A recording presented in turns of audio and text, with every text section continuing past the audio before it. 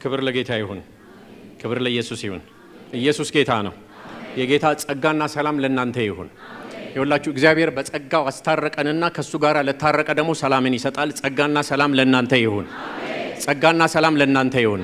መጀመሪያ ከእርሱ ጋር አስታረቀንና ከሰው ጋር አስታረቀን፣ ከምንበላው ከምንለብሰው ሁሉ ጋር አስታረቀን። ክብር ለጌታ ይሁን። ኢየሱስ ጌታ ነው። ሰላሙ ለእናንተ ይብዛ፣ ለልጆቻችሁ ይብዛ፣ ለትዳራችሁ ይብዛ፣ ለጎረቤቶቻችሁ ይብዛ፣ ለምድራችሁ ይብዛ። በጌታ በኢየሱስ ስም በእግዚአብሔር ሰላም ተባረኩ። አእምሮንና የልብን ሐሳብ ሁሉ አልፎ በሚሄድ በጌታ ሰላም ተባረኩ። ትንሽ መንደርደሪያ ነገር እናገርና አብረን ከሁለት ቦታ እግዚአብሔርን ቃል አንብበን ቃሉን እንከፋፈላለን። ጥቂት ያው ያልተለመደ ስለሆነ እዚህ ጋር እንደዚህ ሰው ለብሶ አያውቅምና አይመስለኝም ወይም እኔ አላውቅም። ስለዚህ ጥቂት ማስረዳት አለብኝ። ከትምህርቴ ጋር ስለሚሄድ ነው። ቤተክርስቲያኒቷ ስለፈቀደችልኝ ፓስተር ቢኒም ፓስተር መላከም ስለፈቀዱልኝ አመሰግናለሁ። ግን ምናልባት ለሁላችሁም አእምሮ እንዲመች መጽሐፍ ቅዱሳዊ ነው። እንዲህ ማድረግ የሆነ ያ ስዕል የሚወድ ሰውዬ ያ ስዕል የሚወድ ሰባኪ ሲሉኝ ሰምቻለሁ አንድ ቀን እና ምን ላርግ በቃ ጌታ እንደተሰጠው ነው። ስዕል ያዘና ሲለኝ ስዕል ይዤ እመጣለሁ፣ እንዲህ ልበስ ሲለኝ እንዲህ ለብሳለሁ። ማለት ከትላንትና ወዲያ በቅርብ ቀን የ11ኛ ክፍል ሆኜ የዛሬ 26 ዓመት ያደረከው ነገር አረሳም ያለኝ ሰው አለ። ማለት እግዚአብሔር በሱም ይሰራል። ብቻ ምሳሌውን ልንገራችሁ። አንደኛ ኢሳይያስ ምዕራፍ 20 ላይ ኢሳይያስ የተባለው ነገር ነበረ። ማንበብ ያስፈልጋችሁም ባጭሩ ነው መነግራችሁ። እንዲህ ይላል፣ ሂድ ማቅህን ከወገብህ አውጣ፣ ጫማህንም ከእግርህ አውልቅ ብሎ ተናገረው። እንዲህም አደረገ፣ ራቁቱንና ባዶ እግሩንም ሄደ። 3 ዓመት ለምልክትና ለታምራት ሊሆን ራቁቱንና ባዶ እግሩን ሄደ ይላል። እግዚአብሔር አንዳንዴ ቃል ከቶ ይልካል፣ አንዳንዴ ደግሞ ራቁትን ሂድ። ጌታ ሆይ አመሰግናለሁ እንደሱ ስላላልከኝ እኔን ጉዴ ፈልቶ ነበረ። ልብስህን ለውጥ ነው ያለኝ፣ ምንም አይደለም። ሁለተኛ ከዚህም ጠንከር ደግሞ ያለ ነገር ደግሞ ታውቃላችሁ ሆሴ ምን እንደተባለ። ሆሴ ምድሪቱ ግልሙትና ከእግዚአብሔር ርቃ በግልሙትና ትሄዳለችና የግልሙትና ሚስትና የግልሙትና ልጆች ላንተ ውሰድ ተባለ። ማለት ግልሙትና ሴተኛ ዳሪ አግባለ እግዚአብሔር ማለት በጣም አስገራሚ ነገር ነው። እና ልጆቹን ራሱ ስም ሲያወጣላቸው እኛ ጥሩ ስም አይደል የምናወጣው? እግዚአብሔር ይረዳል፣ እግዚአብሔር ያቆማል፣ እግዚአብሔር ዳኛ ነው፣ እግዚአብሔር ከፍ ያደርጋል አይደል የምንለው? ለልጆቹ ያወጣላቸውን ስም ልንገራችሁ። የመጀመሪያው ልጅ ስም የእስራኤል መንግስት ይሻራል ሲጠራ ማናንተ የእስራኤል መንግስት ይሻራል አረና ስኳር ግዛና ና እየተባለ ማለት ነው። እስራኤልን አልምርም ማነሽ አንቺ እስራኤልን አልምርም። የሚያስገርም ነው። ህዝቤ አይደላችሁም እኔም አምላካችሁ አይደለሁም ሶስተኛው ልጅ ስም ነው። እና እግዚአብሔር እንዲህ ያደርጋል። ስብከት በቃል ብቻ ሳይሆን ባለባበስም በህይወት ምሳሌም ይደረጋል። መጽሐፍ ቅዱሳዊ ነው። አእምሯችሁ ንጹህ ይሁን። ስለዚህ ኦኬ ለማለት ነው።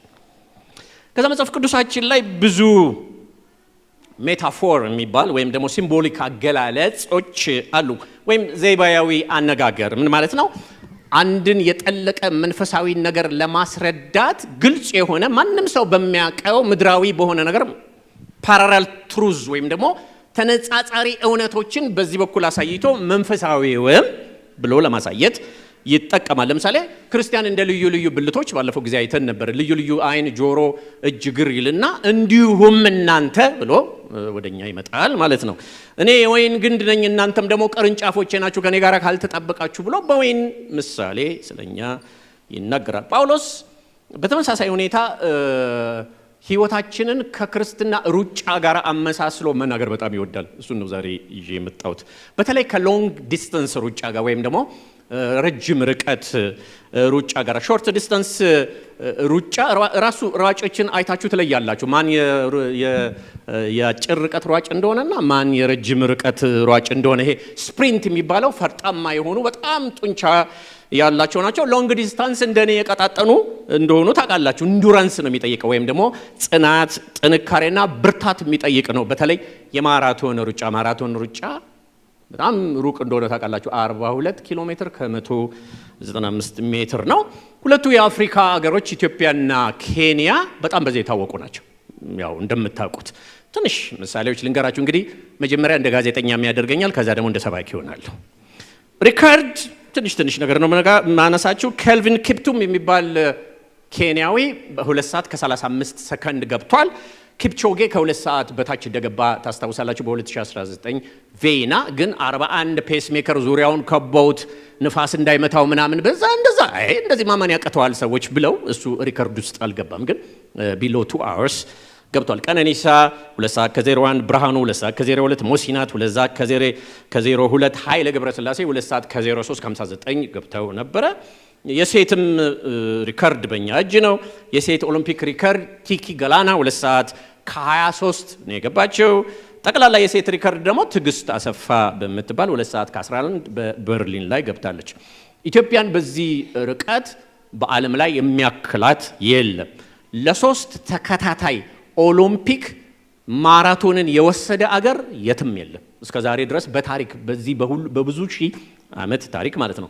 በሮም ላይ በ1960 አበበ ቢቂላ በእግሩ ሮጦ እንዳሸነፈ ታውቃላችሁ 2 ሰዓት ከ15 ደቂቃ። ከዛ በሚቀጥለው ኦሎምፒክ ቶኪዮ ላይ 1964 ሰዓቱን አሻሽሎ እሱ አሸነፈ። ከሱ በኋላ በ1968 ደግሞ ሜክሲኮ ላይ ማሞ ወልዴ ተረክቦ 3ኛውን ጎልድ ወሰደ ማለት ነው። ከዛ 4ኛ ደግሞ ሌላ ጊዜ የተወሰደ አለ እና ስለዚህ ረጅም ርቀት ሩጫ ሲወራ ኢትዮጵያውያንና ኬንያውያን ሲያወሩ ያምርባቸዋል ብላችሁ ነው።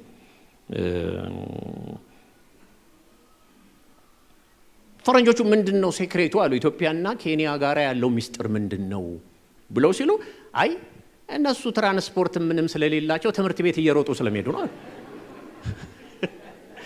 እሱ አልበቃ አላቸውና አይ ሃይ አልቲቲዩድ ላይ ስለሚኖሩ ነው አሉ። ከዛ እሱም አልበቃቸው አለና አይ ጡንቻቸው ስሎ ትዊቺንግ ጡንቻ ነው ማለት ለሩጫ የሚመች ነው ብለው በሱ ደመደሙ። እንግዲህ ክርስትናን ከረጅም ርቀት ሩጫ ጋር አያይዘን ነው የምናየው። ዛሬ እንቆምና 2 ቦታ ላይ የእግዚአብሔርን ቃል እናነብና ባጭሩ ጸልየን ወደ ጌታ ቃል እንሄዳለን። አንደኛ ቆሮንቶስ 9 ከ24 እስከ 27 አነባለሁ። ሁላችሁም መጽሐፍ ቅዱሳችሁን አውጥታችሁ አንደኛ ቆሮንቶስ 9 ከ24 እስከ 27 እና ዕብራውያን 12 2 ቁጥር ብቻ ነው የማነበው። አንደኛ ቆሮንቶስ 9 ከ24 እስከ 27 እንዲነበባል በጌታ በኢየሱስ ክርስቶስ ስም። በሽቅድምድም ስፍራ የሚሮጡ ሁሉ እንዲሮጡ፣ ነገር ግን አንዱ ብቻ ዋጋውን እንዲቀበል አታውቁምን? እንዲሁም ታገኙ ዘንድ ሩጡ። የሚታገልም ሁሉ በነገር ሁሉ ሰውነቱን ይገዛል። እነዚያም የሚጠፋውን አክሊል ሊያገኙ ነው፣ እኛ ግን የማይጠፋውን። ስለዚህ እኔ ያለ ሐሳብ እንደሚሮጥ ሁሉ እንዲሁ አልሮጥም፣ ነፋስንም እንደሚጎስም ሁሉ እንዲሁ አልጋደልም። ነገር ግን ለሌሎች ከሰበኩ በኋላ ራሴ የተጣልኩ እንዳልሆን ስጋዬን እየጎሰምኩ አስገዛዋለሁ ይላል። ዕብራውያን 12 1 እና 2 ቁጥር ብቻ ነው ማነበው። እንግዲህ እነዚህን የሚያህሉ ምስክሮች እንደ ደመና በዙሪያችን ካሉልን ይላል። የብሉይ ኪዳን ምሳሌዎችን ጠቅሶ ነው እንደዛ የሚለው። ብዙዎቹን ጠቅሶ የብሉይ ኪዳን የእምነት ምሳሌዎች የሆኑትን ሁሉ ጠቅሶ ያው ዕብራውያን ሱፕሪማሲ ኦፍ ክራይስት ወይም የኢየሱስን ትልቅነት የሚናገር መጽሐፍ ነው። እነሱን ተናገረና የሚበልጥ ነገር አለ ብሎ ደግሞ ቀጥሎ እሱን አያይዞ ይናገራል። እንግዲህ እነዚህን የሚያህሉ ምስክሮች እንደ ደመና በዙሪያችን ካሉልን እኛ ደግሞ ሸክምን ሁሉ ቶሎም የሚከበንን ኃጢአት አስወግደን የእምነታችንንም ራስና ፈጻሚውን ኢየሱስን ተመልክተን በፊታችን ያለውን ሩጫ በትዕግስት እንሩጥ። እርሱ እንዴት ሮጠ? እርሱ ነውርን ንቆ በፊቱም ስላለው ደስታ በመስቀል ታግሶ በእግዚአብሔር ዙፋን ቀኝ ምን አድርጓል? ተቀምጧል። የጀመርነውን የክርስትና ሩጫ በጽናት እንጨርስ የሚል ርዕስ ነው ማካፈላችሁ። እነዚህ ያነበብናቸው 2 ቦታ አንብበናል። ከአንደኛ ቆሮንቶስ 9ና ዕብራውያን 12 ላይ ቁጥሮች አንብብ ያለው። ስለዚህ እነዚህ ያነበብናቸው ጥቅሶች ስለ መንፈሳዊ ሩጫ ባህሪ ተነጻጻሪ እውነትነታቸው ምንድን ነው? ከዚህ ውስጥ የምንማረው የህይወት ፕሪንሲፕል ወይም መርሆች፣ ዋና የህይወት መርሆች ምንድን ናቸው ነው። ስለዚህ መጀመሪያ ያነበብኩት ቆሮንቶስ ነው። ስለ ቆሮንቶስ በጣም በአንድ ደቂቃ። ቆሮንቶስ ማለት ግሪክ ውስጥ ያለ አንድ ክፍል ነው። ከአቴንስ 80 ኪሎ ሜትር ያህል የምትርቅ፣ አቴንስን በ5 እጥፍ የምትበልጥ፣ ምናልባት በዘመኑ 600 ሺህ ህዝብ የሚኖርባት፣ ብዙ ነው 600 ሺህ ማለት በዛ ዘመን 600 ሺህ ህዝብ የሚኖርባት የንግድ ከተማ፣ የወደብ ከተማ፣ ደግሞ የጣዖት ከተማ እንደሆነ ቆሮንቶስን ስታነቡ ታያላችሁ። ስለዚህ ለቆሮንቶስ ሰዎች ሩጫ አዲስ ነገር አይደለም። እንደምታውቁት ኦሎምፒክ በጣም ብዙ ሺህ ዘመን ሆኖታል። ከክርስቶስ ልደት በፊት ራሱ በሺህ የሚቆጠር ዘመን ላይ ኦሎምፒክ ነበረ። ስለዚህ በቆሮንቶስ ከተማ ደግሞ ኤስታሜን የሚባል በየ2 ዓመቱ አንድ ጊዜ የሚደረግ የሩጫ ውድድር ነበር። ልክ በዘመናችን ከምን ጋር ይታያል? የኒውዮርክ ማራቶን፣ የለንደን ማራቶን፣ የበርሊን ማራቶን እንደሚባለው አይነት ቆሮንቶስ ከተማ ውስጥ ነበረ። ስለዚህ ጳውሎስ ተደራሲያኑ ያንን ነገር እንደሚገባቸው ያውቃል ማለት ነው። ማለት እሱን እያሰቡ እንደሚሰሙት ያውቃል። ስለዚህ ከዚህ ውስጥ የምናወጣቸውን የህይወት መርሆች ወይም ፕሪንሲፕሎችን መናገር ጀምራለሁ። አንደኛ የሩጫውን ህግ ጠብቀን እንሩጥ። አንደኛ በመሮጫው መንገድ ላይ እንሩጥ። ሩጫ መነሻ አለው፣ መድረሻ አለው። ብዙ ሊሮጥባቸው የሚቻሉ መንገዶች ቢኖሩም ሯጭ የሚሮጠው አወዳዳሪው ባዘጋጀው ባሰመረው በለየው መንገድ ብቻ ነው። ሌላው መንገድ አወዳዳሪው ማያውቀውን አያሸልምም፣ አይታወቅም። ሌላው መንገድ ከእምነትም አንጻር ስናይ ሰው ሁሉ የእምነት ሯጭ ነው። እምነት የሌለው ሰው የለም። የኛን እምነት የጀመረው ጌታችን ኢየሱስ ክርስቶስ እንደሆነ ቅድም ዕብራውያን 12 ላይ ጌታችን ኢየሱስ ክርስቶስ የእምነታችን ራስና ፈጻሚ ወይም ደግሞ ኦተር ኤንድ ፊኒሸር ይላል እንግሊዝኛው ላይ ደራሲና ጨራሽ ነው ብሎ ይናገራል። እና ወይም ደግሞ በሌላው እንግሊዝኛ ፓዮነር ነው ይላል። የክርስትና ሩጫ ፓዮነር ማለት ጀማሪ፣ መንገድ ጠራጊ፣ ፋና ወጊ፣ ፈርቀዳጅ የሚል ትርጉም አለው። ፈርቀዳጅ ይሄን ነገር ፓዮነር ያደረገ እሱ ነው ከተባለ እሱ ነው የፈለሰፈው፣ እሱ ነው የጀመረው ማለት ነው።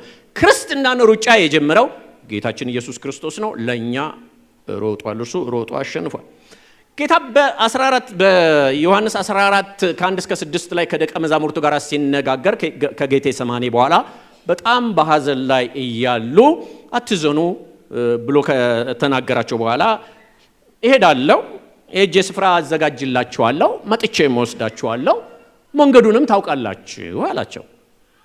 ጌታ ይባርከው። ቶማስ ምናልባት ሁሉም እንዲህ እያሉ እሱ የት ነው መንገዱ? እኛ መንገዱን አናውቅማል እና አናውቅም አንገባንም ባሉት ነገር ለኛ ደግሞ ብዙ እውነት ተላለፈልን ማለት ነው። ወደምትሄድበት አናውቅም፣ መንገዱን እንዴት እናውቃለን አላቸው። ጌታም እኔ እውነት ሕይወት መንገድ ነኝ አላቸው። ከእኔ በስተቀር ወደ አብ የሚመጣ የለም አለ ይላል። ይላችሁ ጌታችን ያለው እዚህ ላይ ያለው ትርጉም ትንሽ ከእንግሊዝኛው ጋር እንዳለ አልተገለበጠም። እንግሊዝኛው ላይ የሚለው I am the way, the truth and the life ነው የሚለው። NIV የተተረጎመው NIV ላይ እኔ መንገዱ ነኝ ነው የሚለው እንጂ መንገድ ነኝ አይልም። ይላችሁ መንገድና መንገዱ ይለያያሉ። ለምሳሌ ይሄ ነገር መንገድ ነው ብላችሁ ሰፈር ብትጠይቁ አዎ ሄድ ያስወጣሃል ይላሉ። መንገዱ ይሄ ነው ስትል ወዴት የሚወስደው ነው የሚባለው። ስለዚህ he is the way, not the way, not a way. No one comes to the Father except through me ይላልና መንገዱ ክርስቶስ ነው። ለምሳላችሁ ብዙ ሰዎች በዓለም ላይ ያሉ አስተዋይ የሚባሉ ወይም ደግሞ እንደዚህ ብለው ያስባሉ።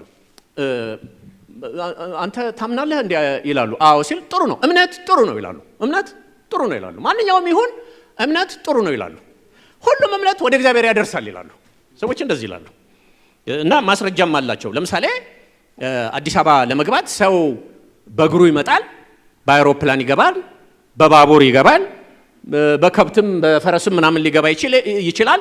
ስለዚህ አዲስ አበባ መግባት ነው እንጂ ዋናው በምንም መምጣትህ አይደለም። ስለዚህ ማመንህ ነው እንጂ ምንም ብታምን ችግር የለውም ይላሉ።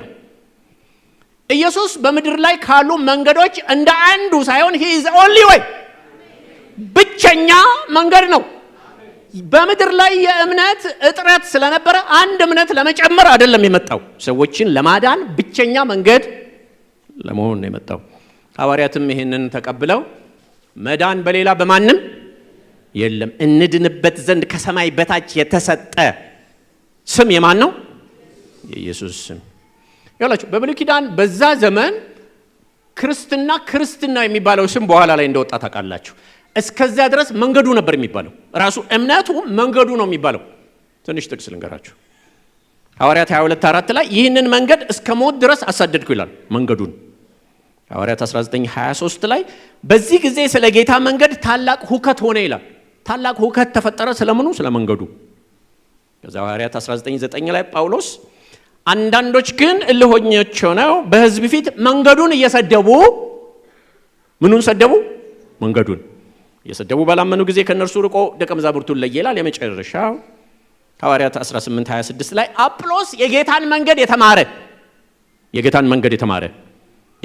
እንዴት እንደሚወስድ የተማረ ማለት ነው። የተማረ ጵርስቅላና አቂላም በሰሙት ጊዜ ወስደው የእግዚአብሔርን መንገድ ከፊት ይልቅ በትክክል ገለጡለት ይላል። የተማረው የእግዚአብሔርን መንገድ ነው፣ ግን አንዳንድ ነገሮች ግልጽ አልሆኑለትም ነበረ፣ አስተካክለው አስረዱት ይላል ሌላኛው መጽሐፍ። እዚህ የመጀመሪያው በመንገዱ ላይ እንሩጥ። ብዙ ሊያስሮጡ የሚችሉ መንገዶች አሉ። መንገዱ ክርስቶስ ብቻ ነው። እዚህ ውስጥ ያላችሁ ወገኖቼ ሁል ጊዜ በጌታ ብቻ እሩጡ። እሁድ ብቻ አይደለም፣ ተእሁድ እስተ እሁድ። እሁድ ብቻ ያለ ሰንዴ ማርኬት ነው እንጂ ሰንዴ ክርስትና የለም። መንገድ ዘግተው የሚነግዱት እሁድ እነሱ ናቸው እንጂ እኛ እሁድ ብቻ ክርስቲያን አንሆንም። የእሁድ ክርስቲያን የሚባል እዚህ መጽሐፍ ውስጥ የለም። ሕይወቱን የሰጠ ክርስትና ነው። ሁለተኛው ቀላል ሆነ እንሩጥ ነው።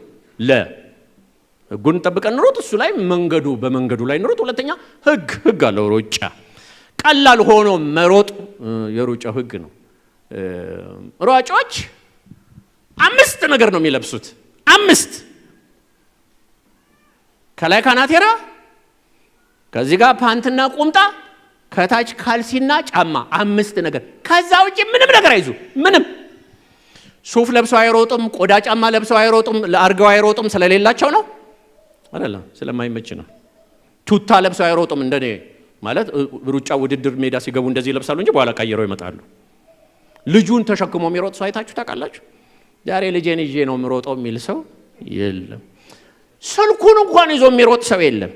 ወይም ደግሞ እንዲህ ዌስት ባግ አጠገብ እዚህ ላይ ያለች ባግ አለች አይደለ? እንደው ከንፈራቸው ቢደርቅ ቫዝሊን፣ ትንሽ ቢርባቸው ቾኮሌት፣ ውጋት ቢጀምራቸው ፓናዶል ምናምን ለአደጋ ጊዜ የሚያስፈልግ ነገር እዚች ጋር ይዘው አይሮጡም። አበረታች ወስደው አይሮጡም። አለበለዚያ የራሱ ችግር አለው። እኛም ደግሞ እንዴት እንሩጥ ይላል? ሸክምን ሁሉ ኃጢአትንም ሁሉ አስወግደን እንሩጥ ይላል። ምድራዊና ስጋዊ ፍላጎቶቻችንን ጥለን በቅድስና ሆነን በንጽህና ሆነን ኮተቱን ሁሉ አራግፈን እንሩጥ ይላል። ያለምን ነገር ጥለን፣ ጥላቻችንን ቂማችንን ሁሉ ጥለን፣ ገንዘብ መውደዳችንን ጥለን፣ ዓለማዊ ፍላጎቶቻችንን ጥለን እንሩጥ ይላል። ራስን በመግዛት እንሩጥ ይላል። አለበለዚያ ዲስኳሊፋይ ያስደርጋል። ድራግ ወስዶ መሮጥ ዲስኳሊፋይ እንደሚያስደርግ ብዙ ነገር ተሸክሞ ክርስትናን መሮጥ ዲስኳሊፋይ ያስደርጋል። የገላትያ ሰዎች ጥሩ እየሮጡ ነበር በጌታ መንገድ ላይ ሲሮጡ የሆኑ ሰዎች ጁዳይዘርስ የሚባሉት አይሁዳውያን መጡና አሁንም በዚህ መንገድ ናችሁ አሉ። አዎ ይሄ ብቻ ያደርሰናል ብላችሁ? አዎ ይሄ መንገድ ብቻውን? አዎ ኧረ ተገረዙበት እሱን ካልጨመራችሁ ብላ አስወጧቸው። ከመንገድ አስወጧቸው። ጳውሎስም እንዲህ አለ፣ በመልካም ትሮጡ ነበረ፣ ለእውነት እንዳትታዘዙ ማን ከለከላችሁ አላቸው። ይህ ማባበል ከሚጠራችሁ አይደለም አላቸው። አንደኛውን ሐሳብ ጨረስኩ። ምን አልኩኝ? ሁልጊዜ በመንገዱ ላይ እንሩጥ። ሁልጊዜ ነው ያልኩት። ሁልጊዜ ከሰኞ እስከ ሰኞ በመንገዱ ላይ እንሩጥ። ቀላል ሆነን እንሩጥ። ሸክምን ሁሉ አስወግደን ምድራዊን ነገር ሁሉ ከኛ አራግፈን እንሩጥ። ፕሪንሲፕል ነምበር 1። ሁለተኛ እየተጋገዝን እንሩጥ። ይሄ ሩጫ እየተጋገዙ ነው። የኛ ሩጫ የአንድ ቲም ሩጫ ነው። የቤተሰብ ሩጫ ነው። እህትና ወንድም ሩጫ ነው። አንድ ቤተሰብ እህት በዚህ በኩል ያለው እህት በዚህ በኩል ያለው ወንድም ከእህት ጋር ከወንድም ጋር ነው የሚሮጥ። በዓለም ላይ ያለው ሩጫ ሌላውም ውድድር አሸናፊው አንድ ነው። ወይ ሰው ወይ ቡድን አንድ ነው።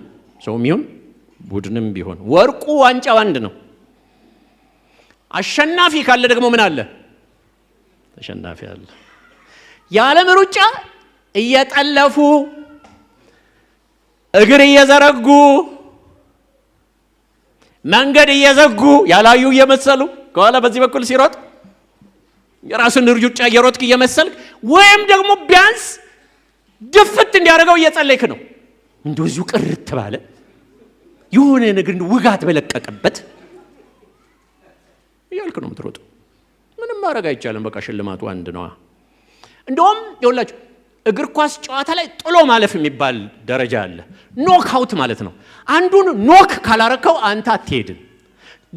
እሱኛውን ካልጣልከው አንተ አታልፍም ማለት ነው። ኖክ አውት ማለት ኳስ ሲተላለፍ ሰምታችሁ ታውቃላችሁ? አታለለ አታለለ አታለለ አታለለ። እዚህ ቤት ውስጥ አታለለ የለም። ወንድምን ማታለል አይቻልም። ተጋግዞ ነው የሚሮጠው። አንዳንድ ጊዜ ሯጮች በቴሌቪዥን ምናምን ቀርበው ሲናገሩ ሰምታችሁ ታውቃላችሁ? እስቲ በጣም የሚያስቅ አጋጣሚ የገጠመህን እስቲ ንገረን ሲባል አንዱ ሯጭ አስታውሳለሁ፣ አረሳው። አዲስ ነበርኩኝ የሆነ ሀገር ሄደን ማራቶን ስንሮጥ አለ እንትና ቁጭ ብሎ ያስመልሳል አለ። ሲያስመልስ እኔ ደረቱን ይዤ አውጣው አውጣው እላለሁ አለ። ከዛ አሰልጣኙ መጥቶ አንተ ሰውዬ አራ ሂድ፣ ደረት መደገፍ በዓለም ነገር የለም፣ ለራስ ማምለጥ ነው። ለራስ ነው የምታመልጠው። በዓለም ላይ ለሰው ሁሉ የሚበቃ ደስታ የለም። ቺርስ ኦን ዋን ሳይድ ቲርስ ኦን ዲ አዘር ሳይድ ይባላል። በዚህ በኩል ያለው የደስታው ልክ ከዚህ ሀዘን የሚቀዳ ነው።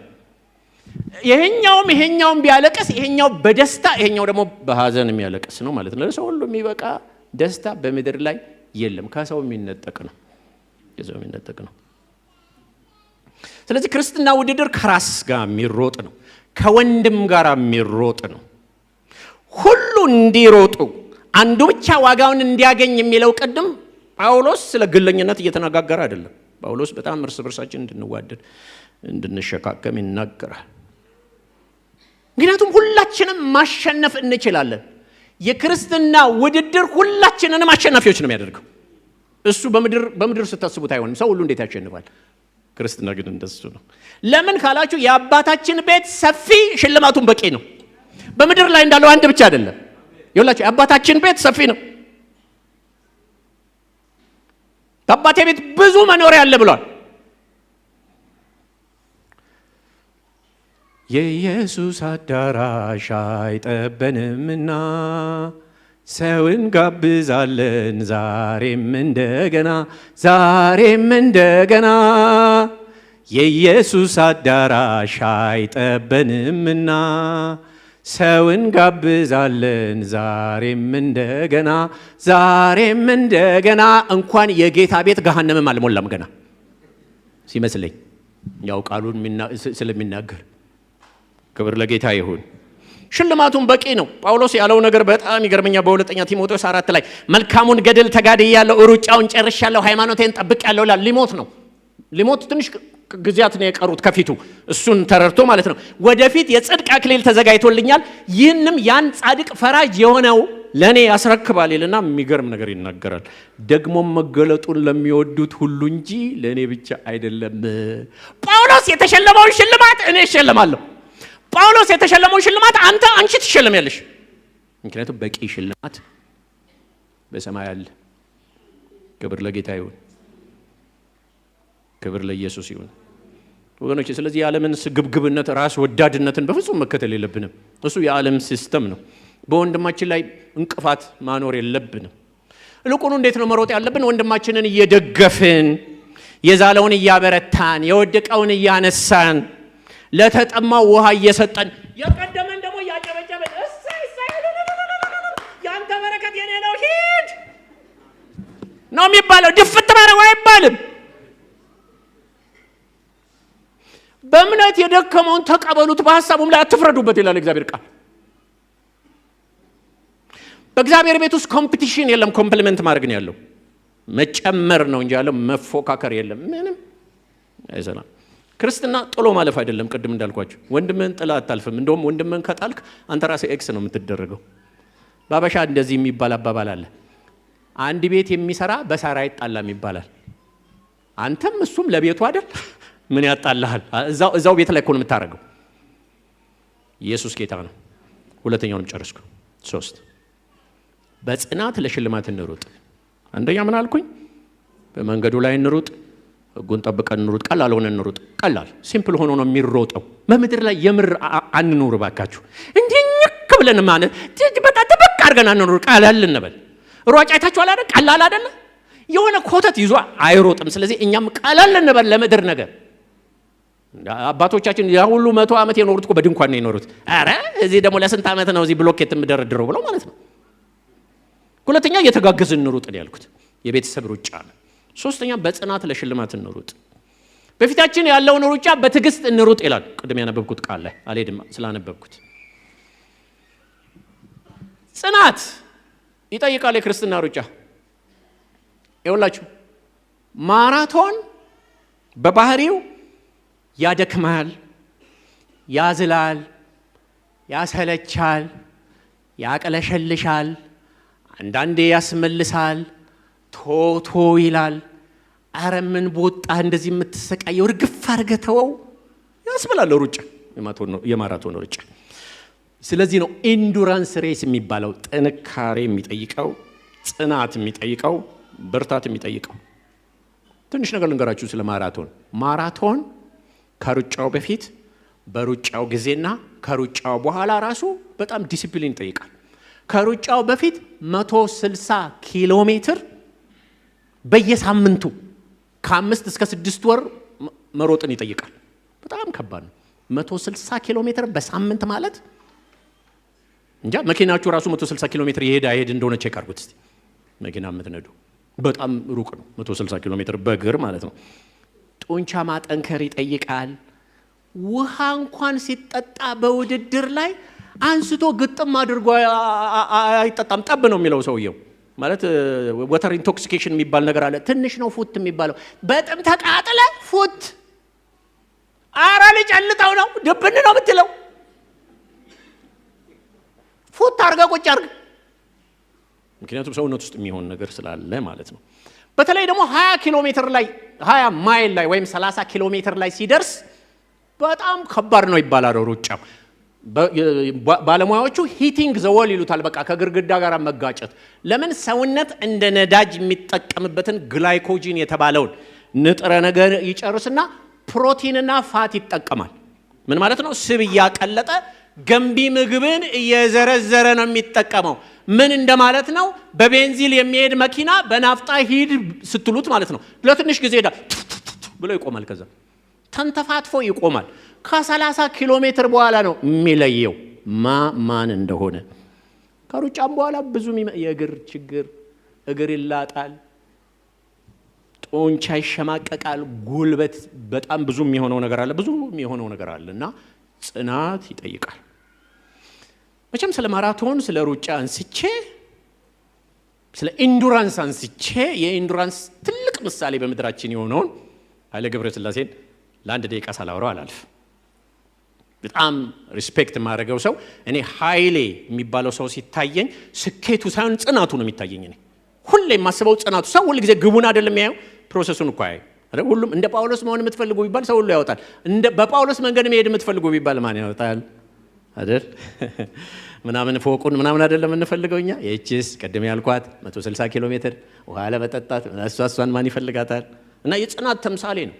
ትዝ ይለኛል አንድ ጊዜ 2 መኪና ተሸልሞ ምን አለ? ኦሎምፒክን ሳላሸንፍ መኪና አልነዳም ብሎ ሸራ ሸፍኖ በእግሩ ይሄድ ነበር። ዲሲፕሊን በእግሩ ይሄዳል። ከዛ ምን ሆነ ውጤቱ? 61 የኢትዮጵያ ሪከርድና 27 ዓለም አቀፍ ሪከርድ ሰበረ። ፖል ቴርጋትን ያሸነፈ ጊዜ ትዝ ይላችኋል። በሲድኒ ኦሎምፒክ በ2000 በነበረው የሲድኒ ኦሎምፒክ በ0.09 ሰከንድ ነው የገባው። እንዲና እንዲህ ሆነው እኮ ነው የገቡት። እንዲና እንደዚህና እንደዚህ ሰከንድ እንኳን አልሞላ። ከምን መጣ ሲባል ከጽናቱ። ውጤቱ ምን ሆነ ስትሉ አሁን መኪና መንዳት አይደለም መኪና አከፋፋይ ሆነ። እንዴት ደስ ይላል! አልነዳም ብለህ ስትጨክን እግዚአብሔር ያከበረውን የሚበልጠውን ነገር ይሰጣል። ሰው እንግዲህ ለምድራዊ ነገር እንዲህ ከታገሰ እንዲህ ራሱን ከሰጠ ለሰማያዊው ለዘላለሙ ነገር ምን መሆን አለብን እኛ? የተሰጣችሁን የተስፋ ቃል እንድታገኙ መጽናት ያስፈልጋችኋል ይላል። ዝም ብሎ አይደለም የሚገኘው፣ ጽናት ይጠይቃል። በፍርሃትና በመንቀጥቀጥ የራሳችሁን መዳን ፈጽሙ ይላል። እስከ መጨረሻው የሚጸና ይድናል ይላል። ይኸውላችሁ ደህንነት መጽሐፍ ቅዱስ አስተማሪዎች ምን ይላሉ? የሆነ ደግሞ የሚሆን ነው ይላል። ኦልሬዲ በት ኖት የት ይባላል። ኦልሬዲ በት ኖት የት። ደህንነት የኃላፊ ጊዜ፣ የአሁን ጊዜና የፊውቸር ጊዜ አለው። ባለፈው ጀስቲፋይድ ሆነናል፣ ጸድቀናል። በአሁኑ ደግሞ ሳንቲፋይድ እየሆንን ነው፣ የጸደቅን ነው፣ የተቀደስን ነው። ደግሞ ግሎሪፋይድ እንሆናለን፣ እንከብራለን። ጸድቀናል፣ የተቀደስን ነው፣ ገና ደግሞ እንከብራለን። ደህንነት ይሄ ነው። ፓስት ካላችሁ ያዳነን በቅዱስ አጠራሩ የጠራን ኦልሬዲ፣ ፊውቸሩስ እስከ መጨረሻው የሚጸና ይሄ ነገር አለው። ሰው ዳነ ማለት ወደ ህይወት የሚያስገባው መንገድ ላይ ገባ እንጂ መንግስት የሚያጣለቀ ማለት አይደለም። ስለዚህ የተሰጠን ኃላፊነት አለ። እስከ መጨረሻ ጽኑ፣ ይሄንን ህይወት ያዙ ተብሎ ተነግሮናል። ጽናት እስከምን ድረስ ካላችሁ እስከ ሞት ድረስ የታመንክ ሆነ የህይወትን አክሊል እሰጥሃለሁ ይላል። እዚህ ውስጥ ያለው ሁለተኛ ንዑስ ክፍል ሩጫውን ጨርሱ። ሩጫ ያልተጨረሰ ሩጫ ጥቅም የለውም ወገኖች። ሽልማት ለጨረሰ ነው። ከነገር ጅማሬ ደግሞ የነገር ምን ይበልጣል ይላል? ፍጻሜ ይበልጣል ይላል። እንደውም ረጅም ርቀት ሩጫ ላይ ያጨራረስ ብቃት እንጂ ያጀማመር ብቃት የለም። አጨራረስ ላይ ነው ብቃት የሚታየው። ጥሩ የጀመሩ ተፈትልከው የወጡ ሪከርድ ይሰብራሉ የተባሉ አሯሯጣቸው ደስ የሚል ሰዎች አላያችሁም? በጣም ብዙ ኪሎ ሜትር ደረታቸውን ነፍተው ራሱ ሲሮጡ He's very comfortable. I think he will be running 100 miles more. ምናምን ፈረንጆቹ እያሉ ይሄ ሰውዬ በቃ ዓለምን ሳይዞራት አይቀርም ምናምን የተባሉ እንደዚህ ደረታቸውን ነፍተው በቃ የግራ አጣጣላቸው ራሱ በስማ ይሄማ ዓለምን ይዞር የለ እንደ የተባሉት ከዛ በኋላ በማወዳደሪያው ቦርድ ላይ DNF did not finish አልጨረሰም ማለት ነው። አልጨረሰም። ክርስትና እንደሱ ነው። ተስፋ በመቁረጥ በስደት በመከራ በስተት ትምህርት በማግኘት በብልጽግና በከፍታ በሹመት ከዚህ መንገድ የወጡ ሰዎች አሉ። አንድ ሰው ያለ መጽሐፍ ቅዱስ ላይ ዴማስ የሚባል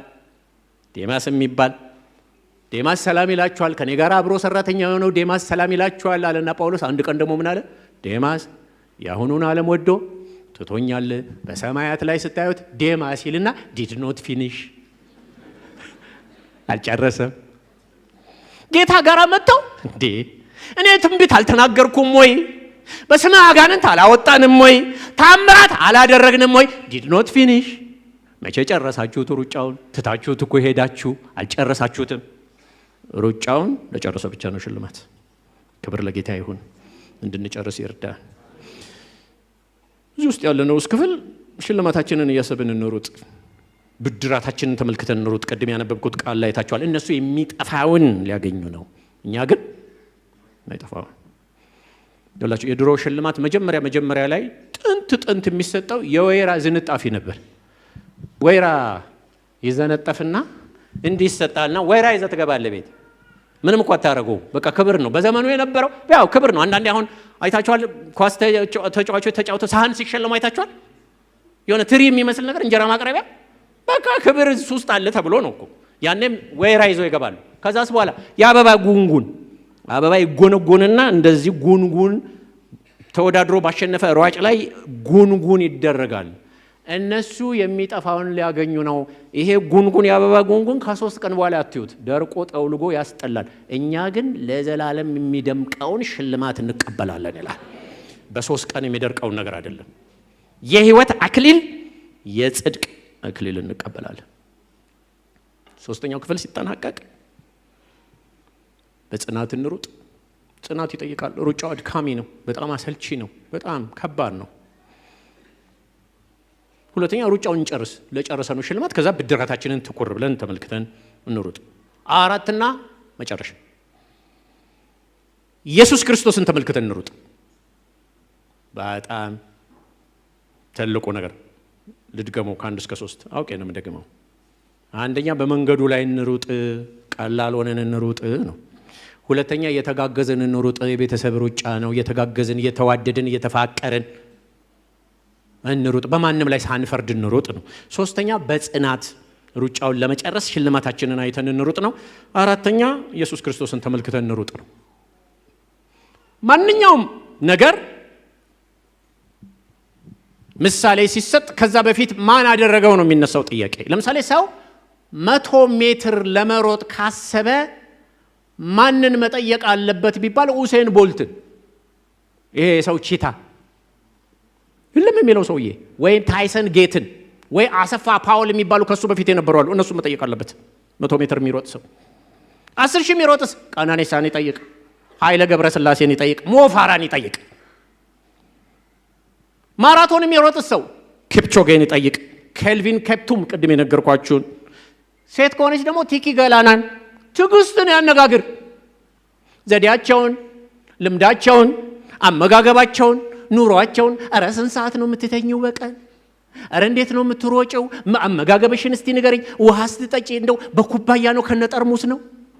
እሱ ሁሉ ነው የሚጠየቀው። በቃ መኮረጅ ከፈለግ ሁሉን ነገር ነው የሚኮረጀው። ክርስትና ማንን እንኮርጅ? ማንን እንይ? ጌታችንን ኢየሱስ ክርስቶስን። እነዚህን የሚያህሉ ምስክሮች እንደ ደመና በዙሪያችን አሉ። አዎ፣ ግን ኢየሱስ ክርስቶስ የኛ ጎልድ ስታንዳርድ ነው። ዋናው ምሳሌያችን እሱ ነው። እነ አብርሃም አሉ፣ እነ ሙሴ አሉ፣ እነ ኤልያስ አሉ። ጥሩ ነው፣ ከነሱ እንማራለን። ግን እንደ ጌታ የሚሆን የለም። ሮል ሞዴላችን እሱ ነው። አይናችንን እርሱ ላይ አድርገን እንሩጥ። እሱ ላይ ጌታ ምን እንዳደረገ ለሃብዬ በ2 ደቂቃ ነግራችሁ ልጨርስ። በመጀመሪያ ሮጦ አሳየን። በመጀመሪያ ጌታ ምን አደረገ ካላችሁ ቅድም የሃይማኖታችን ጀማሪና ፈጻሚ ብያችኋለሁ። ሮጦ እንዴት እንደሚሮጥ አሳየን። መጀመሪያ እንዴት ሮጠ ሲባል ነውርን ንቆ በመስቀል ላይ ታግሶ። ምን ታገሰ? ህመም ታገሰ፣ ውርደት ታገሰ፣ ሞክ መደረግ ታገሰ፣ ሂዩሚሌሽን ታገሰ፣ መናቅን መካድን ታገሰ። እንዴት ቻለው? በፊቱ ስላለው ደስታ። ምንድነው በፊቱ የነበረው ደስታ? የኛ መትረፍ፣ የኛ ከሞት ማምለጥ፣ የኛ ከሰይጣን ግዛት ነፃ መሆን። እሱን አየና ታገሰ። በጥፊ የመቱ ማን የመታው? እስቲ ትንቢት ተናገር ሲባል ጨከነ። ሲሰድቡት መልሶ አልተሳደበም። ምክንያቱም በፊቱ ስላለው ደስታ፣ ብዙዎችን ስለሚያድንበት ደስታ ታገሰ። ከዛ ጌታችን ሮጠና በአብ ቀኝ ሄዶ ተቀመጠ። የብሉይ ኪዳን ሊቀ ካህናት ሁሉ ዕለት ዕለት እያገለገለ እነዚያን መስዋዕት እያቀረበ ቆሟል ይላል። የብሉይ ኪዳን ሊቀ ካህናት ቆመዋል። የኛ ሊቀ ካህን ግን ስራውን ጨርሶ በአብ ቀኝ ምን ብሏል? ተቀምጧል። የቆመ ሊቀ ካህን የለንም እኛ። የተቀመጠ ስራውን የጨረሰ ሮጦ የገባ እኛን ወክሎ ያሸነፈ እንደሱ አይነት ሊቀ ካህን ያለን። ስለዚህ ሮጦ አሳየን።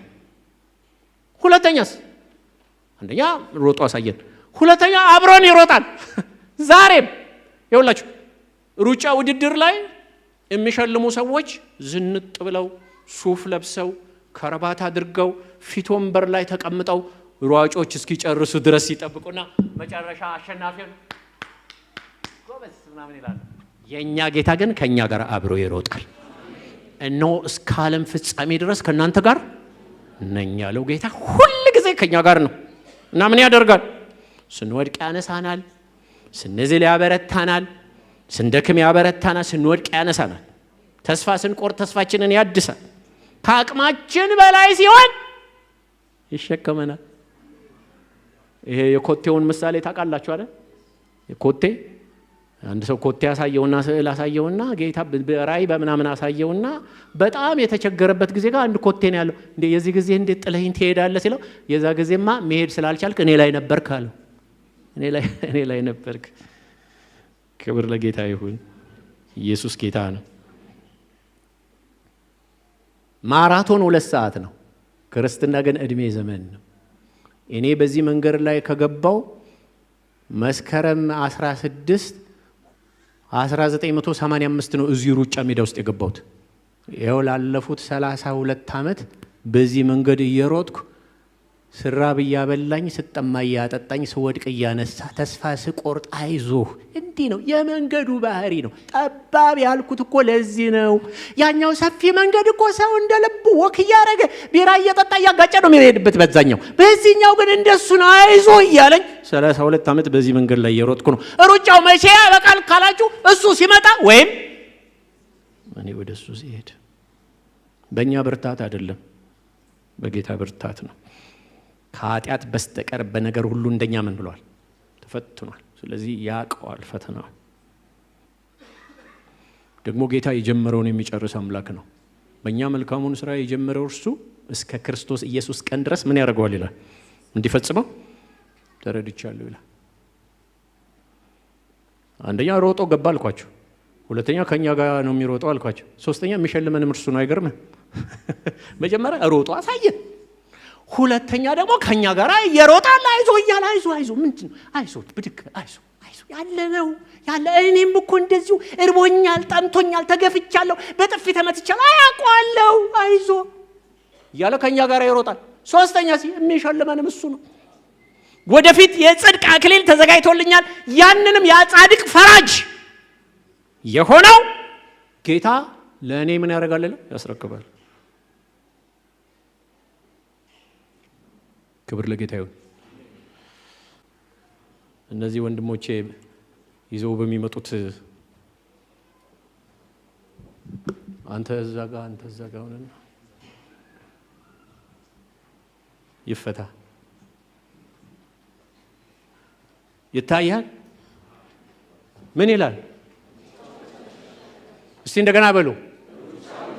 ሩጫውን እጨርሳለሁ፣ ጌታ ይረዳኛል። ያን ቀን ያ ጌታ አክሊሉን ለኔ ያስረክባል።